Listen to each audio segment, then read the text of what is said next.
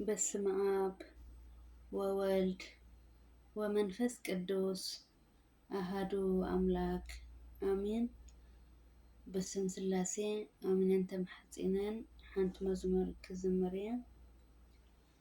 ይፈልጠየ ትዝገበርካለይ ነገር ትዝሰረሕካለይ ነገር መድኃኔዓለም ካብ መከራ አውፂእኻኒ ዝብለካ እሞ እንታይ አሎኒ።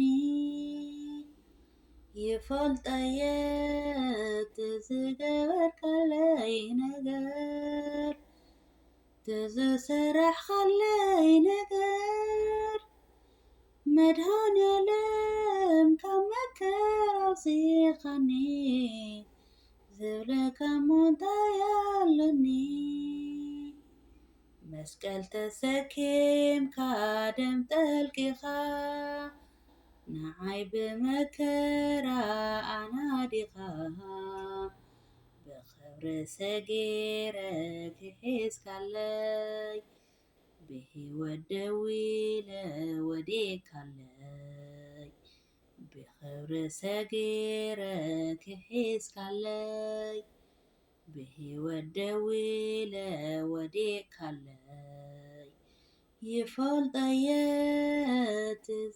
ትዝገበርካለይ ነገር ትዝሰረሕካለይ ነገር መድኃኔዓለም ካብ መከራ አውፂእኻኒ ዝብለካ እሞ እንታይ አሎኒ። ናይ በደለይ ቁልቁለት ዓቐበት እቲ ዕዳ ክሲ ናይ ባርነት ኣጥፊእኻዮ ጎይታ መድሓን ኮነ ዕርቃንካ ንዕርቃነይ ሸፈነ ኣጥፊእኻዮ ጎይታ መድሓን ኮነ ዕርቃንካ ንዕርቃነይ ሸፈነ። ይፈልጠየ ትዝገበርካለይ ነገር ትዝሰረሕካለይ ነገር መድኃኔዓለም ካብ መከራ አውፂእኻኒ ዝብለካ እሞ እንታይ አሎኒ። ብመዓዛ ፍቅርኻ ፀጊበ ብፍጹም ምፍታውካ ተኸቢበ ናይ ሂወተይ ወደብ መስቀልካዮ ብማዕበል ብንፋስ ዘይንቀል እዩ። ናይ ሂወተይ ወደብ መስቀልካዮ ብማዕበል ብንፋስ ዘይንቀል እዩ። ይፈልጠየ ትዝገበርካለይ ነገር ትዝሰረሕካለይ ነገር መድኃኔዓለም ካብ መከራ አውፂእኻኒ ዝብለካ እሞ እንታይ አሎኒ።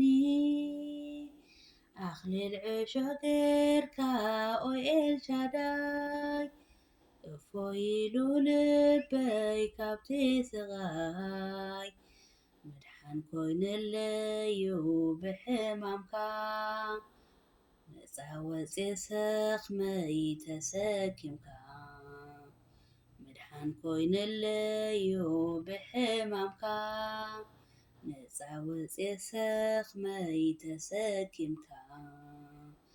ይፈልጠየ ትዝገበርካለይ ነገር ትዝሰረሕካለይ ነገር መድኃኔዓለም ካብ መከራ አውፂእኻኒ ዝብለካ እሞ እንታይ አሎኒ።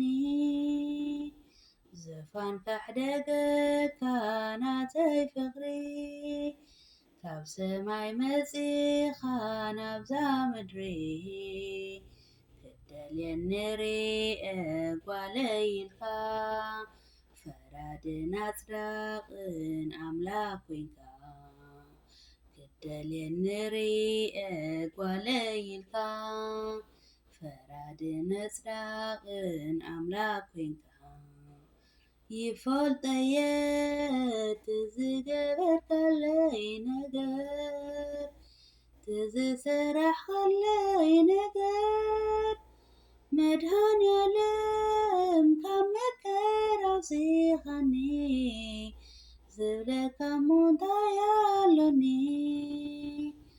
ይፈልጠየ ትዝገበርካለይ ነገር ትዝሰራሕካለይ ነገር መድኃኔዓለም ካብ መከራ ኣውፂኻኒ ዝብለካ እሞ እንታይ ኣሎኒ። አሜን አሜን አሜን። ስለ መዝሙሩ ናይ መዝሙር በዓል ቤት ልዑል እግዚአብሔር ኣምላኽና ስሙ ዝኸበረን ዝተመስገነን ይኹን። ኣብ ዝወደቕክዎ ዘንጠፍዎ ብኣፈ ትጉሃን መላእክቲ ተኣረመለይ። ወስብሐት ንእግዚአብሔር አሜን።